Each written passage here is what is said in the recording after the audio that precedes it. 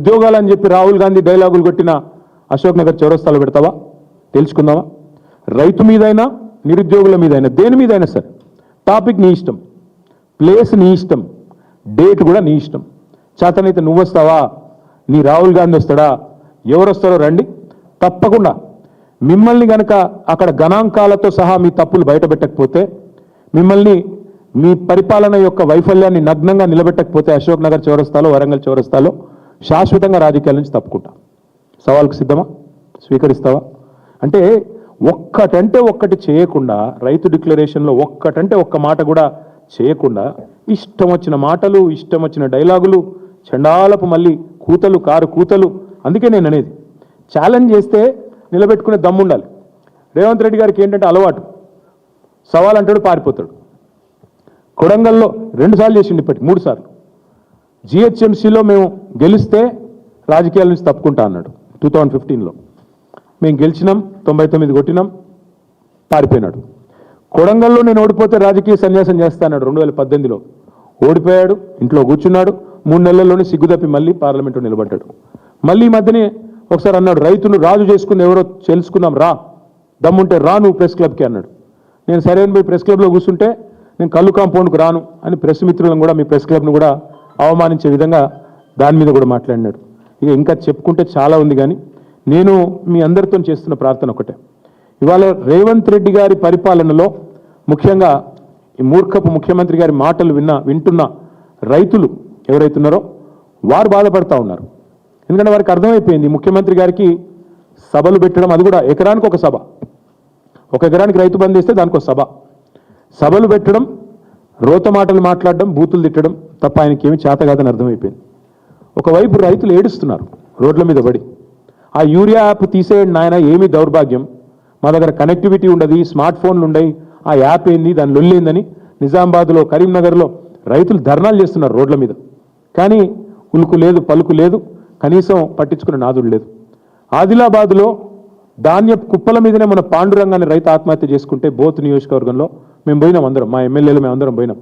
పోయి ఆ రైతు కుటుంబాన్ని పరామర్శించి ఓదార్చి వాళ్ళు కొంత సాయం చేసి, ధైర్యంగా ఉండండి, చచ్చిపోవద్దు, ఇంకో 2 నెలల్లో మళ్ళీ కేసీఆర్ ప్రభుత్వం వస్తుంది, మీరు భయపడకండి అని చెప్పి ధైర్యం చెప్పి రావాల్సిన పరిస్థితి.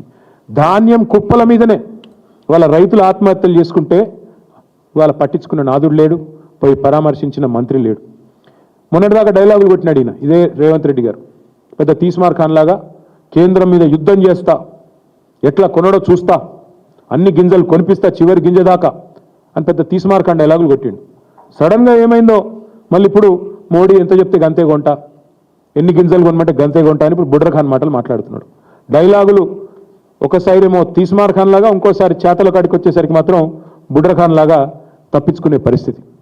వాళ్ళ రైతులు అడుగుతున్నారు, వరి కొనవు, మొక్కజొన్నలు కొనవు, పత్తి కొనవు, ఏది కొనవు, జొన్నలు కొనవు, మరి ఎందుకు నువ్వు ఉన్నది, నీ ప్రభుత్వం ఉన్నది ఎందుకు?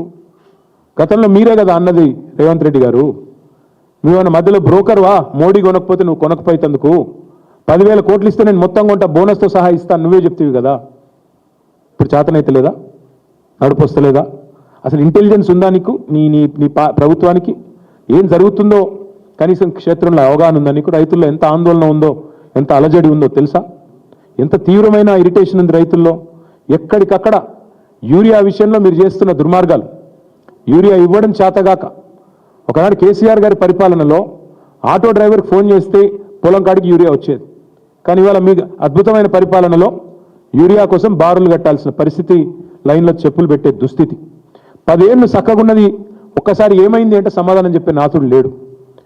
మరి మేము అడిగేది అందుకే, మీకు యూరియా సంచులు తెలియదు కానీ ఢిల్లీకి డబ్బు సంచుల విషయం అందరికి మీరు మోస్తారు బాగా అని తెలుసు. ఇంకా విచిత్రమైన విషయం, మేము ఆయనకు అప్పచెప్పింది ఒక అద్భుతమైన దివ్యమైన రాష్ట్రాన్ని అప్పచెప్పినాం. ఊరికే నేను ఇదేం మాటల్లో చెప్పట్లేదు. పర్ క్యాపిటల్లో నెంబర్ 1 తెలంగాణ. ఈరోజు కూడా 4,20,000 రూపాయలతో వీఆర్ నెంబర్ 1 ఇన్ ద కంట్రీ. ఇది వాస్తవం కాదా? దాన్ని పెట్టుకుని దివాలా తీసిన రాష్ట్రం ఎట్లా అంటావు నువ్వు? SOTRలో స్టేట్ ఓన్ ట్యాక్స్ రెవెన్యూస్లో నెంబర్ 1 తెలంగాణ, GSDP పెరుగుదలలో నెంబర్ 1 తెలంగాణ. అట్లాగే దర్జాగా ఉన్న రాష్ట్రాలలో, పెరుగుతున్న రాష్ట్రాలలో నెంబర్ 1 తెలంగాణ. నీకు చేతనైతలేదు. నెంబర్ 1 స్టేట్ ఏమైంది? చివరికి పోయి ఓటుకు నోటు కేసులో నెంబర్ 1 A1కు దొరికిపోయింది. అందుకే ఇవాళ ఏం జరుగుతున్నది, వరుసగా మీ పరిపాలన రాగానే 2 ఏళ్ళు